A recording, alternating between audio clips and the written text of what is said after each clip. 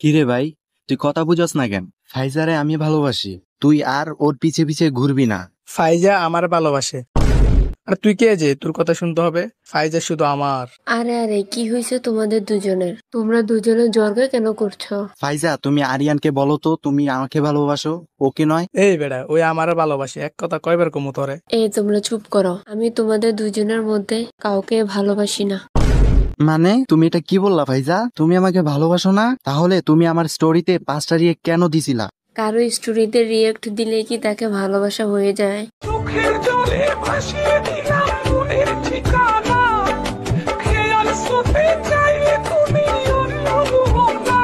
কিরে ভাই, দিল তো চাকা তোরে। আচ্ছা ফাইজা, তুমি বলো তুমি আমাকে ভালোবাসো। আমি তোমাকে কখন বললাম যে আমি তোমাকে ভালোবাসি?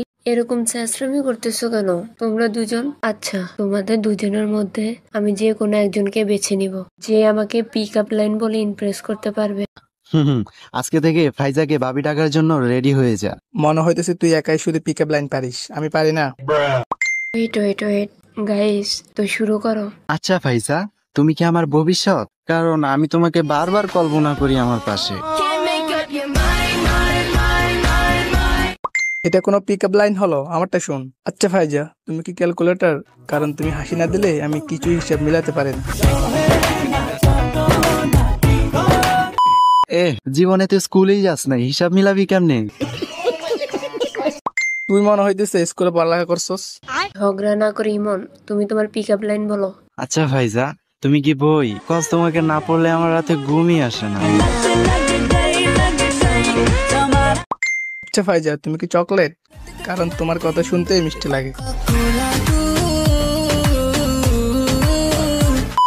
আচ্ছা ফাইজা, তুমি কি ফেসবুক?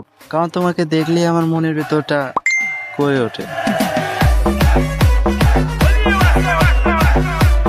আচ্ছা ফাইজা, তুমি কি রাতের তারা? কারণ অন্ধকারের মাঝে তুমি আলো দেখাও।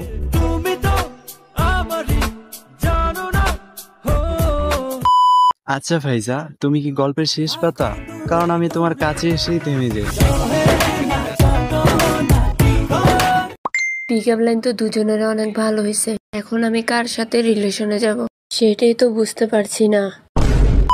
ফাইজা, তোমার চোখটা মাশাআল্লাহ অনেক সুন্দর। থ্যাংক ইউ তোমার আব্বু আম্মুকে এত সুন্দর একটা পরি জন্ম দেওয়ার জন্য। তুমি যদি চাও আমাদের বাচ্চার চোখটাও তোমার মতো হবে।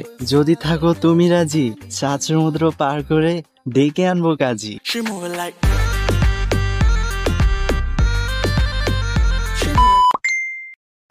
ইমন, তোমারটা কিন্তু সুন্দর হয়েছে। কিরে ইমন, তুই এখানে কি করিস? আরে আব্বু, তুমি এখানে কি করে আসলে? তুই এখানে এসব করে বেড়াচ্ছিস? মেয়েদের সাথে কথা বলিস তুই? আরে না আব্বু, আমি ওদেরকে পড়ালেখা শেখাচ্ছিলাম। আরে না আঙ্কেল, ওই শুধু মেয়েদের সাথে ফ্লার্টিং করে। ও টয়লেটে গেলে ভালো করে তো পানি ঢালে না। ওকে কোন মেয়ে পছন্দ করবে? এখন লাভ লস নিয়ে এখন লাইফ লস।